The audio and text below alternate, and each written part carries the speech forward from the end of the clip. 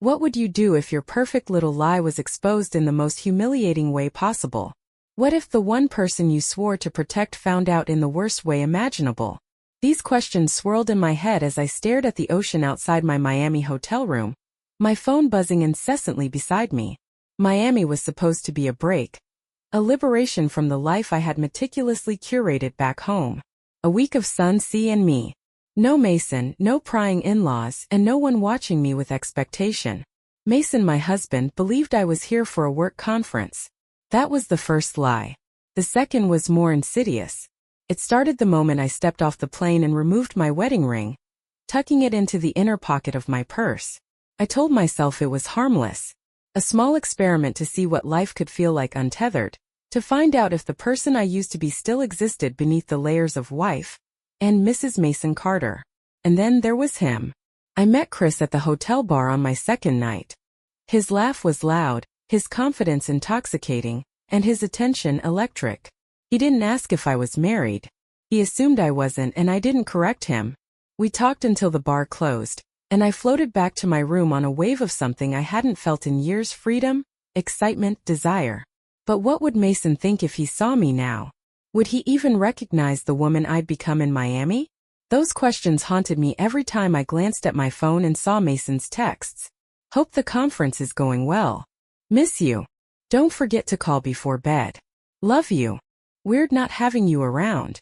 Can't wait to hear all about it. I couldn't reply. Not without feeling the weight of the lies between us. But avoidance was a temporary solution to a permanent problem. Wasn't it? The problem became unavoidable on my fourth day in Miami, when Chris suggested we go to a club. A place where anonymity reigned, where nobody cared who you were, or what promises you'd made to someone miles away. What I didn't know was that the universe had plans to shatter my illusion of control. And Mason? He was already 3 steps ahead of me. The club was a pulsating symphony of strobe lights and bass that reverberated in my chest. Chris held my hand as we weaved through the crowd, his touch igniting a thrill I hadn't felt in years. He leaned into my ear, his breath warm against my skin. Let's dance.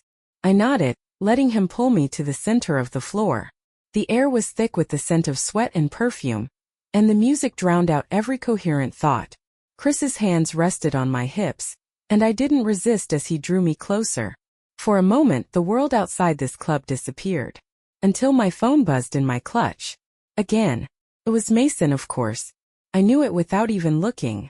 I'd ignored his last 3 calls, leaving them unanswered with flimsy excuses I'd have to manufacture later. My phone buzzed again and guilt tugged at the corners of my joy. But I wasn't ready to break the spell. Chris noticed my distraction and leaned in. Work stuff. Yeah. I lied with a tight smile, stuffing the phone deeper into my bag. Forget about it, he said, his voice smooth and persuasive. You deserve this. Did I? The question hovered in my mind as Chris spun me in time with the music. His confidence was magnetic, and I felt myself giving in, letting go of the woman who had to constantly explain herself back home. But I couldn't shake the growing unease. It wasn't until the DJ changed the music and Chris stepped away to grab us drinks that I checked my phone. 5 missed calls, 1 voicemail, and a text message from Mason that made my stomach drop. Hannah, call me. Now. It's important. I stared at the screen, my pulse racing. Mason rarely texted in all caps. It was his way of drawing a line in the sand. Whatever this was, it wasn't routine. A hand touched my shoulder, and I turned instinctively, half expecting it to be Chris. But it wasn't. It was Mason. He was standing there, impossibly out of place in the sea of carefree dancers. His jaw was clenched, his eyes locked onto mine with a fury I had never seen before. He didn't say a word, but his expression spoke volumes. My mind raced, trying to make sense of how he could possibly be here. I had left no breadcrumbs, no clues. This was my secret. Mine. Hannah, he said finally, his voice cutting through the music like a blade. We need to talk. I froze, my blood running cold. Here. I managed to whisper, my voice trembling. Outside, he said, turning and walking toward the exit without waiting for me to follow. The crowd seemed to part for him, though I couldn't tell if it was my imagination or his sheer presence. Chris returned with drinks in hand just as Mason disappeared through the doors. Hey, everything okay? Chris asked, concern flashing across his face. I opened my mouth but no words came out. My legs moved on their own, carrying me toward the exit. Mason was waiting in the alley behind the club, leaning against the wall with his arms crossed. The faint glow of a street lamp cast sharp shadows across his face. He looked up as I approached, his expression unreadable. What are you doing here? I blurted out, my voice sharper than I intended. I could ask you the same thing, he said, his tone dangerously calm. The silence stretched between us, heavy with unspoken accusations. How did you find me? I asked finally, my voice small. Your social media habits aren't as private as you think, he said, pulling out his phone and showing me a picture someone had tagged me in earlier that day. A harmless shot of me lounging by the hotel pool. My heart sank. I had been so careful, or at least I thought I had. Hannah, what the hell is going on? Mason's voice cracked, the composure slipping from his facade. I trusted you. The weight of his words hit me like a freight train. It's not what it looks like, I said instinctively, but even as the words left my mouth, I knew how hollow they sounded. Mason's eyes narrowed. Then tell me what it is. Before I could answer, the club's back door opened and Chris stepped out, scanning the alley. His gaze landed on us, and the confusion on his face morphed into something worse. Who's this? He asked, his tone protective. Mason turned to face Chris, his posture stiff. I'm her husband. Chris's face paled. He looked at me, then back at Mason. You're married. The air was thick with tension, and I felt trapped between the two men, their gazes boring into me with equal intensity. I can explain, I stammered, but it was too late. Mason's laugh was bitter, devoid of humor. Oh, I'd love to hear this explanation. Please enlighten me. Chris stepped back, shaking his head. I don't think I need to hear this, he said, turning to leave. You've got bigger problems than me. As Chris disappeared into the night, I turned back to Mason, whose expression was a mixture of betrayal and heartbreak. Let's go, he said coldly. We're not doing this here. The drive back to the hotel was suffocating. Mason's knuckles were white as he gripped the steering wheel, his jaw set in a rigid line. I sat in the passenger seat, my stomach churning, staring out the window at the blur of city lights. The silence was louder than any argument we could have had. When we arrived, Mason parked without a word and got out. He didn't wait for me as he marched toward the hotel entrance. I trailed behind him, my heart pounding in my chest. The elevator ride to my room felt endless. Mason's reflection in the mirrored walls was unyielding, his eyes fixed straight ahead. When we reached my floor, he followed me to the door, his presence looming like a storm cloud. Inside, the room was exactly as I'd left it. Pristine and personal, a stark contrast to the mess unfolding between us. Mason shut the door behind him and stood there, his back against it, arms crossed. Start talking, he said, his voice low but seething with restrained anger. My voice cracked. I swallowed hard, trying to gather my thoughts. I didn't mean for this to happen. Mason's laugh was sharp and humorless. Didn't mean for what to happen, Hannah? For me to find out? For you to parade around Miami pretending you're single? I flinched at his words, the reality of my choices crashing down around me. I needed space, I admitted, my voice trembling. I needed to feel like me again. Not just your wife, not just my wife, he interrupted, his tone icy. The woman I trusted. The woman I've supported through everything. And this is how you repay me. Tears welled up in my eyes, but Mason wasn't finished. Do you even understand what you've done? He demanded. I saw you with him, Hannah. Dancing, smiling like none of it mattered. Like I didn't matter. It's not what you think, I pleaded, the words feeling empty even as I said them. Mason's eyes narrowed. Then tell me, Hannah. What is it? Because from where I'm standing it looks a lot like you've been lying to me for days. Maybe longer. I never slept with him, I blurted out, desperate to salvage whatever was left between us. I swear, Mason, I didn't. But you wanted to, he said, cutting me off. His voice cracked, the pain in his words slicing through me. I couldn't answer. The truth hung between us, unspoken but undeniable. Mason shook his head, running a hand through his hair. Do you even love me anymore? The question shattered me.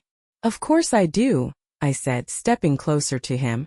I've made mistakes, Mason, but I love you. I've always loved you. He stared at me, his expression unreadable. For a moment I thought he might soften, might see the regret in my eyes.